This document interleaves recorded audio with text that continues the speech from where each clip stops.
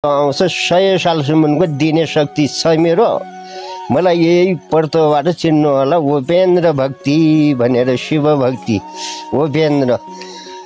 अन्तिममा हाम्रो नेपाल देश भन्ने पनि झन्नै क्या भन्ने जस्तो पनि लाग्छ। तपाईँहरूलाई कुनै केही पछाडि के कस्तो जवाब पाउँछु मैले आउने दिनका भविष्य जो गएका कुरा पनि छन् 2 सालका 79 र 80 सालका। 80 सालको आधा गयो, 79 सालको त सबै गइसकेको छ। तर यो पनि हेरिदिनु होला आउने। अब तपाईँहरूले 81 र 82 सालको केही छोटकरीमा दिएको छ, मैले नि सबै छोटकरीमा, किन मस्त लेख्ने हो भने लेख्नेले पनि पैसा खाइदिन्छ। हजुर, त्यही भएर मैले छोटकरीमा लेखाएको छु। तपाईँहरूले पढेर कुनै सुनेर यो प्रचार यो कस्ता खालको बाबा हो भनेर पहिचान लिने भए तपाईँहरूले यो मैले पढ्तो दिएको छु, यही पढ्तो पढेर मेरो पहिचान लिनु होला।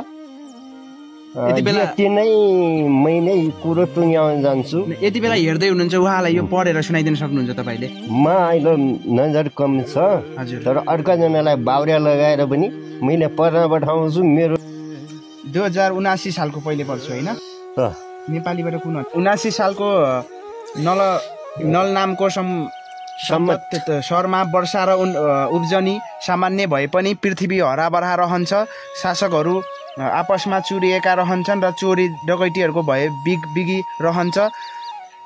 या विक्रम सालमा राजा आसपासमा चुरी रहन्छन् र 24 रहन्छ र मन्त्री बृहस्पति छन्। तिथि 16 र तिथि वृद्धि 10 वटा छन्। शनिको दृष्टि उत्तरतिर छ। गरण 2 वटा छन्, एउटा सूर्यगरण र एउटा चन्द्रगरण। सूर्यगरण कार्तिक, कृष्ण, औँसी, मङ्गलबार, ग्रस्ताष्ट छ। दिन 4:24 स्मरण र 5:27 मध्ये र 6:26 मोक्षर हुन्छ। अनि चन्द्रग्रहण कार्तिक शुक्ल पूर्णिमा मङ्गलबार, ग्रस्त दिन सग्रास छ। स्पर दिन 2:37 मध्ये 4:27 मोक्ष र 6:16 बजे हुन्छ। यो सालमा मलमास छैन भनेपछि 79 मा होइन। 80 सालमा यो सालमा राजा बुध छन्, मन्त्री शुक्र छन्। यो सालमा सोमबार औँसी 3 वटा छन्। तिथि 18 र तिथि वृद्धि 10 वटा छन्। शनिको दृष्टि उत्तरतिर छ। यो सालको एउटा मात्र चन्द्रग्रहण छ। यो ग्रहण शुक्ल पूर्णिमा शनिबार लाग्छ। राति स्मरण 1:16 बजे मध्ये 1:51 र मोक्ष 2:25 मा छ। साउनमा मलमास छ भनेपछि यो गइसक्यो होइन। साउन माथि गयो। हजुर, अब 81 थाहा भएको छ। जाजरकोट रुकुममा भूकम्प। हजुर, यिनी कुरा कोही दिन सक्छ र अरू जैसीले दिन्न। तपाईँले आफै लेखे होइन यो? त्यसपछि अब 81 सालमा के हुन्छ भनेर हाम्रो बाबाले सबै जानकारी गराइसक्नु भएको हुन्छ हुन्न त्यो त अब पछि तपाईँहरूले थाहा पाउनु हुनेछ। शनि दृष्टि उत्तरतिर छ। भारत वर्षपात ग्रहण देखिँदैन, अर्थात् भारतमा ग्रहण छैन। भाद्र शुक्ल चतुर्थी सोमबार आधार रातपछि पश्चिमी देशमा 15 ग्रहण छ।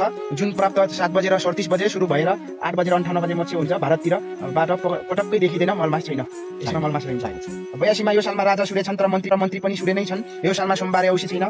तिथि 15 वटा, तिथि वृद्धि 10 वटा छन्। शनिको दृष्टि उत्तरतिर छ। यो सालमा 2 वटा चन्द्रग्रहण छ। भाद्र शुक्ल पूर्णिमा आइतबार सग्राष्ट चन्द्रग्रहण छ।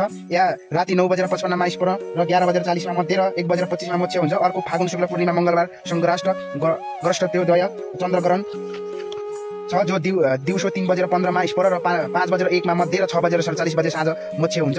मलमास छैन भनेपछि 81 र 82 मा रहन्छ छैन। अनि तपाईँले यिनी सबै पढेर त लेख्नु भयो? पढेर म अब त्यहाँ 81 र 82 सालको मैले दिइरहेको छु। मैले अब अनुभव गर्दैछु। हजुर, त्यहाँदेखि मैले अन्तिम 100 सालसम्मको अब यो दिएको पर्तामा के कस्तो हुन्छ यो पनि हेर्दै जाउँ, पुग्छ कि पुग्दैन ठाउँमा। हाम्रो नेपाल अधिराज्यभरिमा या विदेश स्वदेश भारत भन्नु पनि एउटा विदेशै नै हो, हाम्रो स्वदेश होइन। चीन भारत हाम्रो यो सेवानाका राज्यहरू हुन्। अन्तिममा अब यिनले के कसो गर्ने हुन्, तर अन्तिममा हाम्रो नेपाल देश भन्ने पनि झन्नै क्या भन्ने जस्तो पनि लाग्छ। अहिले मैले यति नै दिएको छु। 80 र 82 सालसम्मको। त्यहाँदेखि मैले अब अनुभव गर्दै केही कुरो लेखिसकेका पनि छु। केही कुरो अब लेखेर फेरि मैले लेखेका कुनै व्यक्तिले बोलाउन सक्नुहुन्न। मलाई पनि अलिकति मैले उ गर्ने छु अब कम्प्युटरमा लेखाएर त्यो प्रचार गरौँला। फेरि तपाईँहरूको विचार सोच के कस्तो आउँछ 100 सालसम्म